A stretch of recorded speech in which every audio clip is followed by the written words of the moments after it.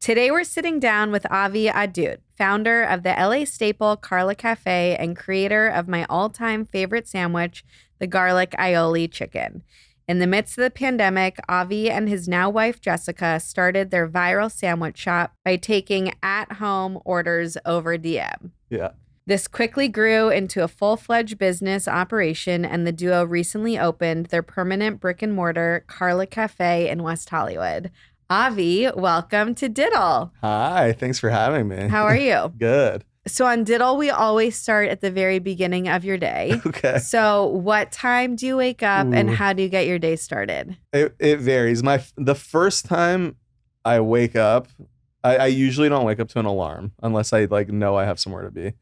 But I usually open my eyes for the first time by 7 a.m., 7:30, and I'll look at my phone and I'll see if there's any crisis that I need to manage. And then, sometimes there might be a text from someone in a kitchen and then so I'll respond to that.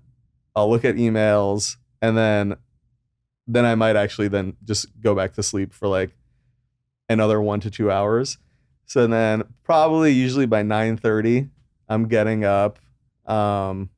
We'll drink some water, check in on Jessica and now the baby. I have a baby. Congratulations. I was going to say, as a new dad. Has your morning routine changed? Yes. My day really starts with him. And he might be napping at that time. So I'll kind of just go chill with him, do some work on my phone, and just kind of, we're still high anxiety about constantly having someone watch him even when he's sleeping. I get it. So my day starts in his nursery. And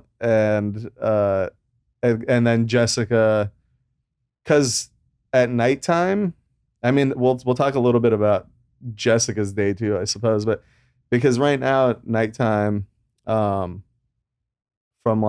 11 till 8 in the morning, Jessica, she has to just wake up every few hours to go feed. And so then once I wake up, it's whether she wants to go get some sleep again and continue to rest or start her work day. Me watching the baby in the morning is her chance. It's her time. Yeah. By the time he starts his next feeding, around 10:30 or 11, that's usually when I'll either head to the cafe or start some more detailed computer work before heading out to the cafe. It's so crazy. So I have 2 kids. Oh my they God. are turning 5 and 2. Oh my God. Okay. And as you're as you're talking through this newborn phase, I am taken back to those long nights of just the hours, how they seem to be going so slowly, and the feeding and the pumping and all the different things. And I remember my husband, when I stopped pumping, being oh my God, the sound of the pump in the middle of the night, of just how crazy it was, that it is forever ingrained in his memory and his brain, of just that sound. So we'll get into the nights, but you essentially are just hanging out in his room in those early hours. Yeah. Yeah. That's the start of my day, which is great. I love it. And is he sleeping, starting to sleep longer stretches now? He is. 4-hour stretches, Amazing. Maybe hitting 5 sometimes, rarely. He'll get there. It's good. He's a good baby. That's you're lucky. Yeah. Okay, so once you are up for the day and you've had your water, what is next? I know you said you're kind of maybe heading into the cafe, but what does that look like? And even when you're thinking about some of those initial fires that maybe that someone had texted you about earlier, what are those fires that are coming through? It used to be worse. So it used to mean, because there was a time where when you came to Bootsy, I was doing the shopping every day for the drop the following day. So I was going around the city. I would have 5-6 different stops and picking out different things. And sometimes the text or call in the morning would be uh, you forgot to get this, or we don't have enough of this. Like because we at that point, it was all pre-orders. It would be like, this isn't enough tomatoes for 400 sandwiches. So then I'd have to like hurry on over to the market. But so it used to be like that. Now it's more things at least I can manage from. They might need me to just like reach out to somebody. It's now like way more tame. Can we talk about the chicken for a second? Yeah. Okay. So for those who don't know, Carla Cafe came up through COVID as a sandwich shop. And it was basically like taking orders over DM, and then you guys grew out of the house that you were selling out of, and you moved into Bootsy Bellows, and you could pick up. And then eventually, years later, the cafe opened. But a lot of it was just through like Postmates orders and DMs.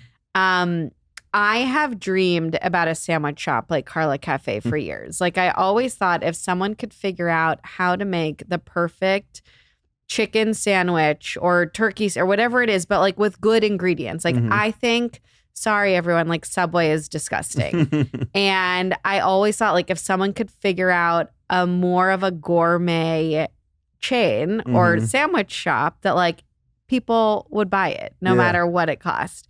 But what I'm so fascinated with is like you guys cook chicken perfectly every time. Where do you get this chicken from? And like what is the technique for cooking this?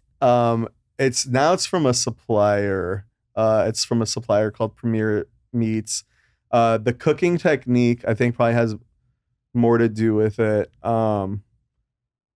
We cook it on a cast iron first, so that we could get like the desired grill marks we want on it. And then we finish it in the oven, and then we check we temperature check it so that it's always coming out at the same temperature every time. You've perfected it. Oh, thank you. When you before, like in early days when you were going around LA shopping, were you going to like Whole Foods and Gelson's and Viceni Foods, or where were you going? The first drop was Gelson's, which was really expensive. Yeah. And I ran my when I created my spreadsheet on like when I decided I was going to do it for the first time out of the house, I did it based on Gelson's pricing, because at the time that's where, well, like the 2 years prior when I didn't have any plans on selling it, that's where I'd go get the supplies for it. Like I do my shopping at Gelson's normally. But then we outgrew Gelson's really quickly, because that first drop we just sold to 30 people. And that first time we sold the 30 garlic LA chicken sandwiches to 30 people. And I finished making the sandwiches for the day, and I took out my phone. I had like hundreds of messages of people trying to figure out how to get sandwiches. Like it was that crazy from the first day. And it totally wasn't planned, by the way, because I wanted to keep working on my tech startup, and I was happy selling 30 to 50 sandwiches for side money. I wasn't trying to make it a career. And that first day we got that response, I understood that signal I was seeing wasn't something I could ignore. And so I had this mixed feeling of, oh shit, I wasn't planning on getting into food for a living. But the other part of it was like the amount of excitement around the sandwich is really exciting, and I need to see where this takes me.